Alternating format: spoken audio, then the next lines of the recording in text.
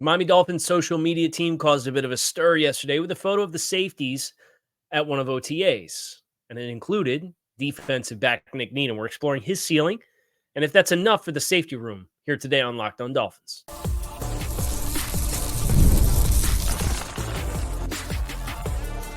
You are Locked On Dolphins, your daily Miami Dolphins podcast, part of the Locked On Podcast Network, your team every day. All right, Miami, welcome to another episode of Locked On Dolphins. It is your team every day here on the Locked On Network. I'm your host, Kyle Krabs, a lifelong Miami Dolphins fan, host of Locked On Dolphins, co-host of Locked On NFL Scouting, the author of Touchdown Miami on Substack.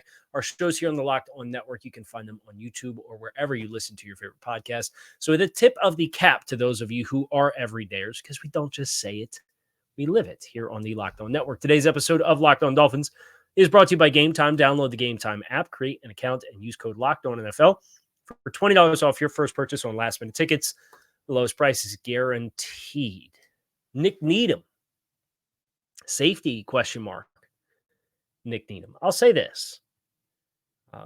The assumption that has kind of been played out over the past month and a half after the first wave of free agency was Miami. We needed an interior offensive lineman, we needed a wide receiver, and we need a safety. We need a defensive back. And we went into Liam Eichenberg as a name that was an incumbent to some degree, who's largely and understandably been glossed over for his own personal reasons. The performance has not matched the investment that Miami made in him in 2021. There's no question. I think you look at the finer details of his situation, you can kind of understand some of the why. But that does not remove the blockade of perception that he is a sufficient answer for you. And as a result, everybody's assumption is the Dolphins need to sign another player there. Wide receiver.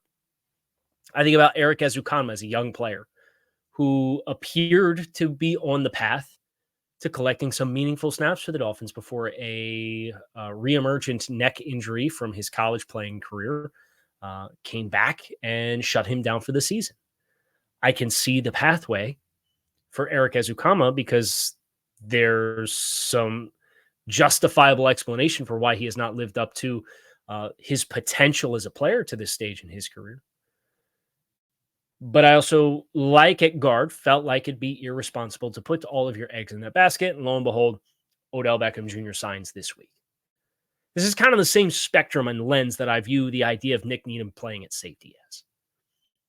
I could see the pathway for this working. And I look at his performance last year, Nik Needham, across 72 defensive snaps. And I understand some of the why on why he did not live to his previous billing as a player. And, you know, this was the ultimate underdog, one of the first undrafted free agent hits of this regime of Miami Dolphins football.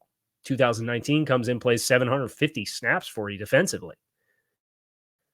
Collects himself a really nice 3-year sample size.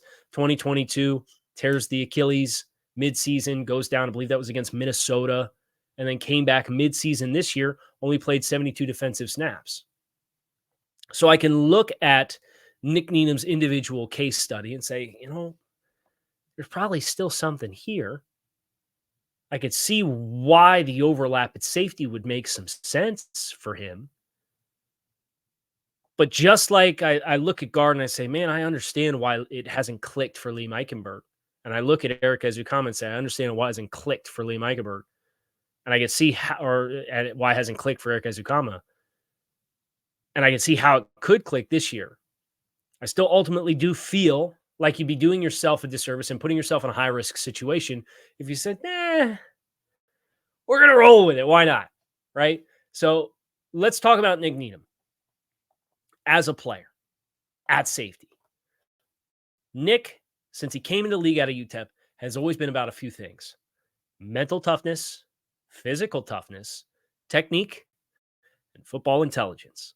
All of that in today's game plays quite well at safety because it's not about, do you have Ed Reed or Earl Thomas back there in the high post anymore? It used to be when cover 3 was the staple defense and all of your defensive structure was predicated around playing 3 deep, whether you were going to play 4 under 3 deep or whether you were going to play man coverage in some situations to bring pressure and then rely on the free safety to have that explosive dynamic range on the back end. It's not really about that anymore, right? It's about two high safety shells.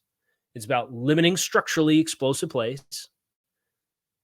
You have less grass to cover back there, and it becomes more about being the last line of defense, properly seeing and feeling route combinations, executing your deep assignments well to, again, limit explosive plays, and tackle well. And Nik has always been a special teams prowess kind of guy, but he's also been a fairly good tackler. You know, his first 2 seasons in the NFL, he had an 11% missed tackle rate. That number went down to 8.6% in 2021, the last time he played a full season. And that was a season in which he played 400 snaps in the slot, another 90 snaps at free safety. That's 500 snaps in a lot of grass, and an 8% missed tackle rate is very good. We'll talk about some other players that are highly regarded players with some overall production and what their tackle rates look like. But I think that's one of the big things I want to drive home for Nik Needham. And then in 300 defensive snaps in 2022, before he tore his Achilles, he had a 4% missed tackle rate. A career missed tackle rate across 2,334 defensive snaps and over 1,500 snaps in coverage, a career missed tackle rate of 9%. That's good. That is objectively good. Case in point, Quandre Diggs, who we're going to talk about in the next segment, his career missed tackle rate is 14%. Justin Simmons, safety formerly the Denver Broncos, his career missed tackle rate is 10.2%. That is a key staple of playing safety in today's game. Because you're playing from depth, you got to see and feel things, and then you got to close on it, and you got to prevent more explosiveness to come out of plays in space. So from that perspective, I like the idea of Nik Needham as a safety. But I also consider Nik Needham has 110 career snaps as a safety in the NFL. Now, he's got almost 1,200 snaps in the slot. He's got 800 snaps at outside corner. He's played all over the place. I like that versatility, but the actual depth of assignment that he has collected as a safety is thin enough. It's a thin enough chapter of who he is as a player that I, again, do kind of feel like you're ultimately doing yourself a disservice if you say Needham with Poyer and Holland is good. We're good. I can't agree with that. But if you told me that Needham clicks into place, and if you went not with an upper or top shelf free agent that's left at safety and went with a tier 3, tier 4, tier 5 kind of player, a middle class, if you will, NFL player in the spectrum of guys that are like fringe 53s to Pro Bowl caliber and all pro caliber players. If you told me Nik beat a guy like that out, I wouldn't necessarily be surprised.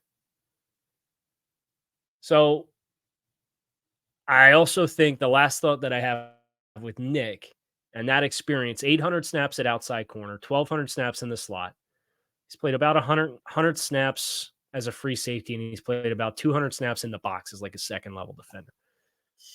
But you have outside corner, you have inside corner, and you have safety flexibility. For all of the versatility that you're anticipating the Dolphins are going to want to implement with Jalen Ramsey and Javon Holland and now Kendall Fuller and Kader Kohu. This is another piece of that puzzle that I think a lot of the interchangeability as far as being ambiguous with your assignments bodes well for Nik Needham. I just can't buy blindly here on May 9th that it's enough, which makes it a perfect time for us to kind of recalibrate with who is still left out there if you wanted to go get somebody who would definitively be ahead of Nik Needham on the depth chart, or alternatively, if you wanted to get somebody who could come in and compete with him for a third safety, if you want to roll with Holland and Poyer's, you're kind of locked in top two guys. That's what's coming up next here on this episode of Locked on Dolphins, so make sure that you stick with us. Today's episode of Locked on Dolphins is sponsored by BetterHelp. Sometimes we all need the opportunity to get things off of our chest, big or small. Certain things can really start to wear on you. It's important to let those things out, especially to someone who is unbiased in your life.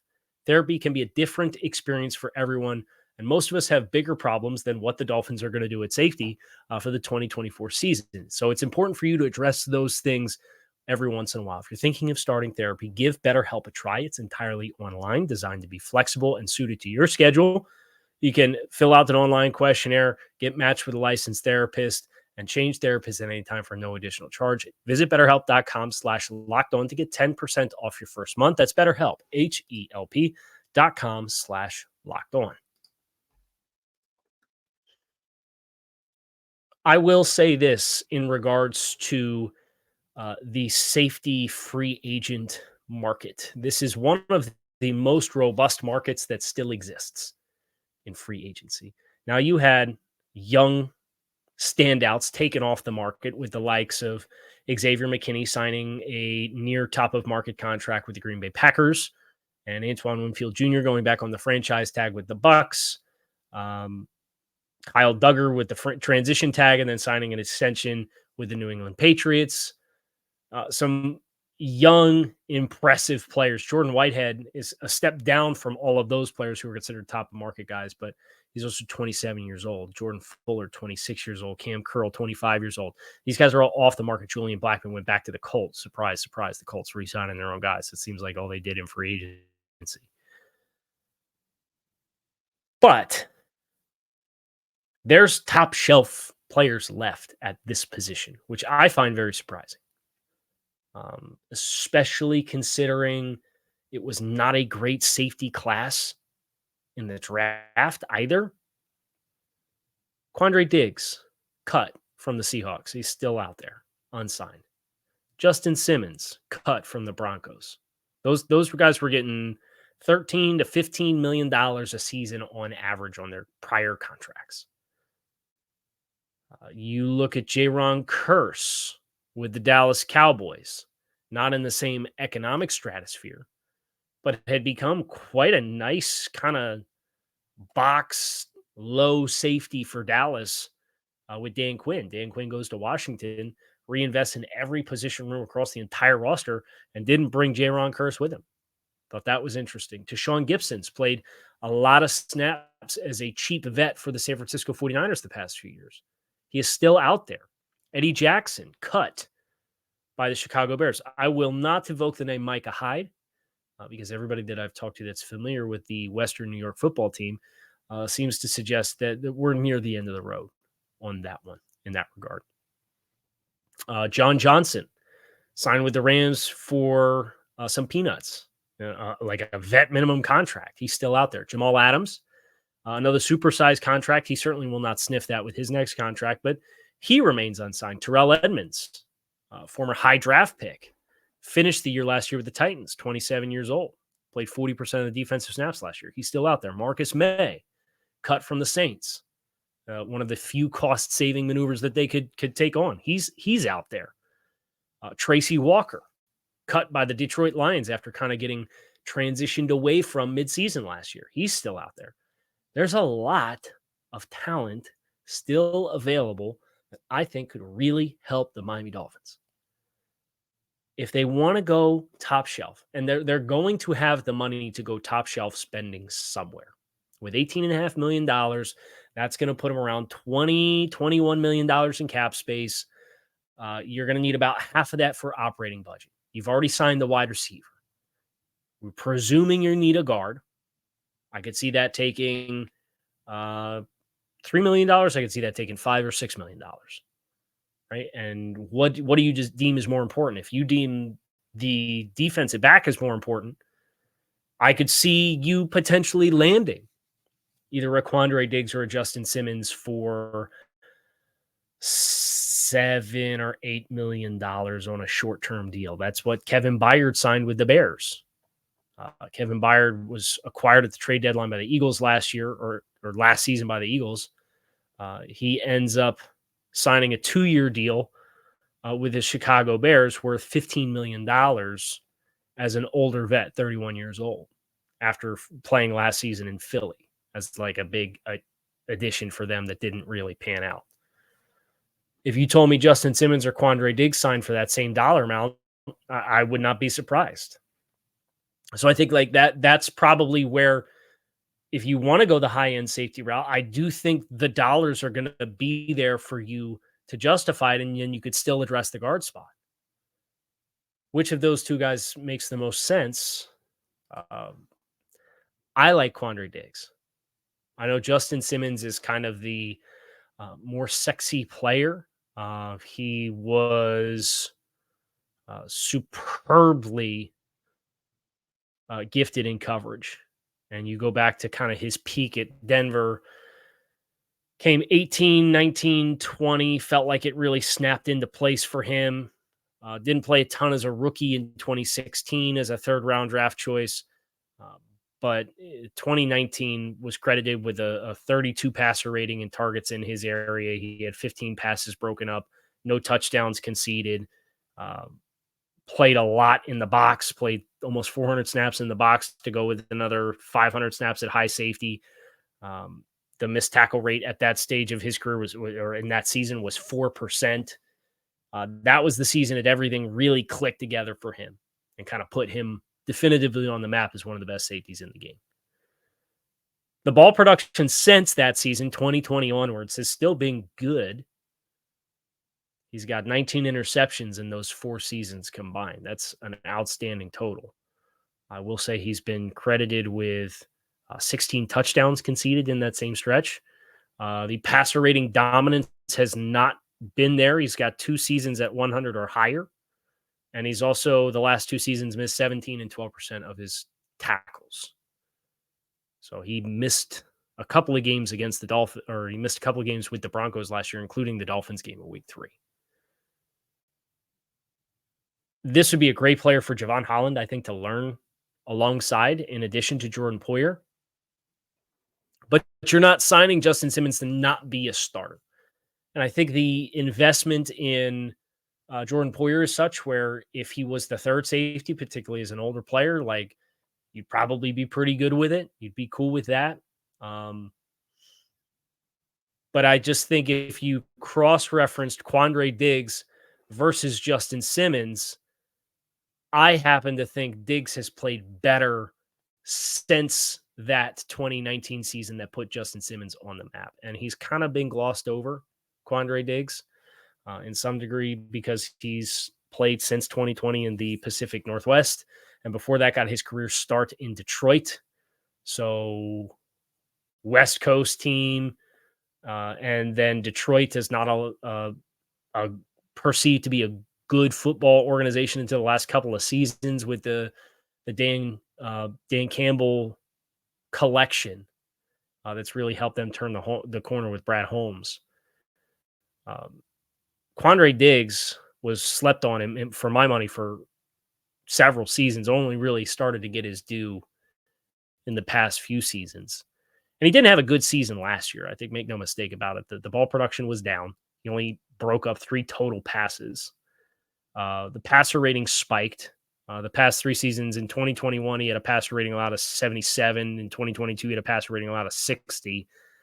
This past year, he had 95. So he did regress in that regard a little bit. And then the tackle rate did slide back as well. He had a 17% missed tackle rate this past season. So some regression there. And he's not as positionally flexible as what Justin Simmons is.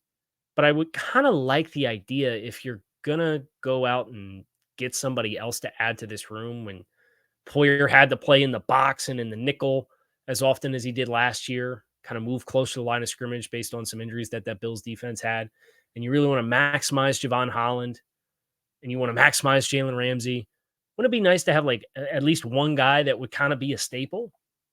So it feels like I'm talking out of both sides of my mouth, but it's because I don't really know where the best investment lies to unlock all of the pieces that you already have that can do all these things. So if you want to turn around and say, well, we want the guy that can line up in as many places as possible, then Justin Simmons is probably your fit. I watched Quandre Diggs on film, though, and I thought he showed up big more often this past year than what Justin Simmons did. So if you want to go top shelf buying, I think there's arguments for both guys. My personal preference lies with Diggs because I would love to get Javon Holland really moving around. That's where he was at his best at Oregon. It was where he was at his best early in his career. And he's kind of been relegated to not doing that between the Fangio system and the ideology that it implements. And then the year before that, with all the injuries at corner, they had to play a little bit more conservative on the back end, and it really took Javon out of making a lot of plays. I would love to see Javon get unlocked going into what is the last year of his current deal to try to get the best out of him to make the most clear decision that you can on the long-term outlook of Javon Holland as well. I think the more realistic thing, however, is that you go middle of the road and you bring somebody in who can compete with what you have in Nik Needham, and you probably lean on Poyer and Holland as your starters. And if that's the case, as we've gone over, there's a lot of names. Who do I like? That's coming up next here on this episode of Locked On Dolphins.